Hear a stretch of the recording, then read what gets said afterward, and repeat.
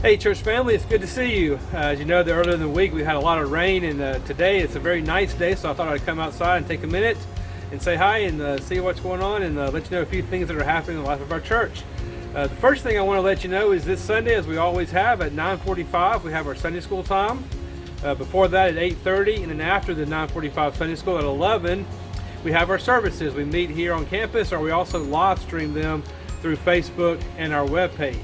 And so I want you to hopefully will join us this Sunday at 9:45 as we have a special guest. Mr. Jack Mays will be leading us in our Sunday school time this week. So I'm really excited to be able to hear him and see what he has in store for us and what God has laid on his heart to teach us this week. So join us 9:45 for our Sunday school time with Mr. Jack Mays. And if you can't join us at 9:45, hopefully you'll pick up and watch it a little bit later.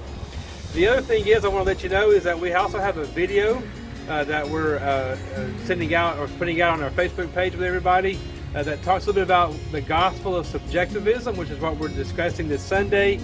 In the service, I don't have time to get into a lot of some of the background of it, so this video will help a little bit prepare us for our time together this Sunday morning. So I hope it'll take a few minutes. It's about a 4.5, 5-minute video, so I hope with a guy named Ravi Zacharias, and so I hope you'll take time to watch that.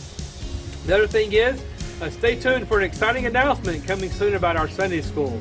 And so we have some information about meeting back together again in our Sunday school time that we'll be putting out very soon. So I hope you'll stay tuned and we'll get that out to you in the next week. So again, thanks for all you do. Thanks for everything, and I hope you'll join us this Sunday in one of our services at 8:30 and 11, and also during our Sunday school time at 9:45. I love serving with you, church family, and we'll see you soon. Thanks. Have a great weekend.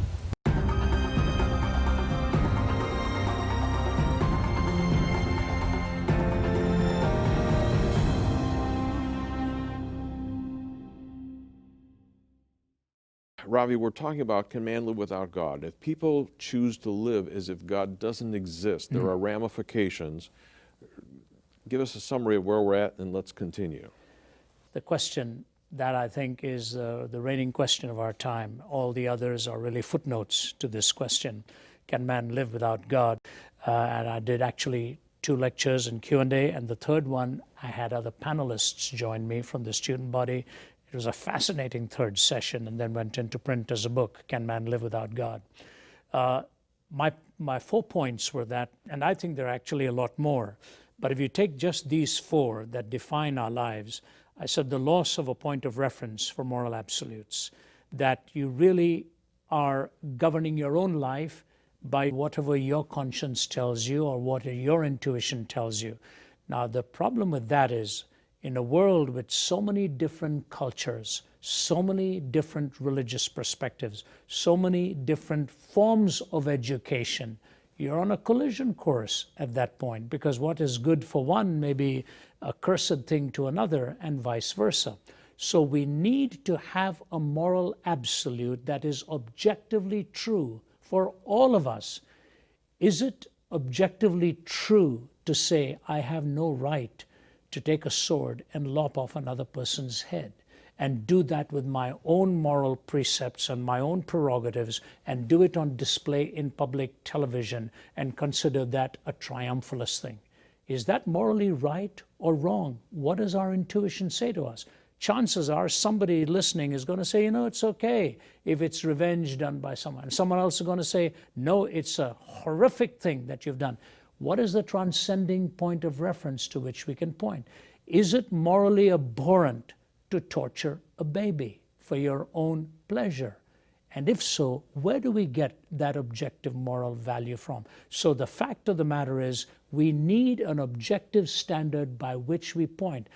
Scientifically speaking, you can't have your own law of gravity, and I have my own law of gravity. You have your own law of thermodynamics, and I have my own laws of thermodynamics. No, there are specific laws and precepts that are given. So it is in a moral universe, which is what this world is. So we need that objectivity. Secondly, the question of meaning.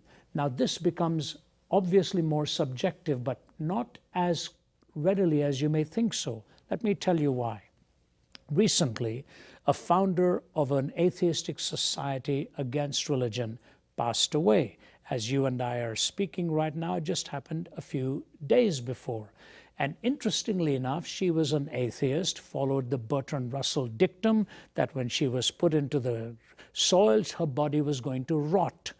That's what prompted her daughter to make the statement that for my mother, because death is the end and the body rots, therefore life is precious. Now, I found that fascinating. That's not what she was actually meaning. What she meant was her life was precious because she raised millions of dollars in the obliteration of other lives in the womb. And so I say, if you really think life is precious, what prompted you to fund the elimination of thousands of... Now, I know those are painful questions, but it is a legitimate question when somebody makes the statement that life is precious.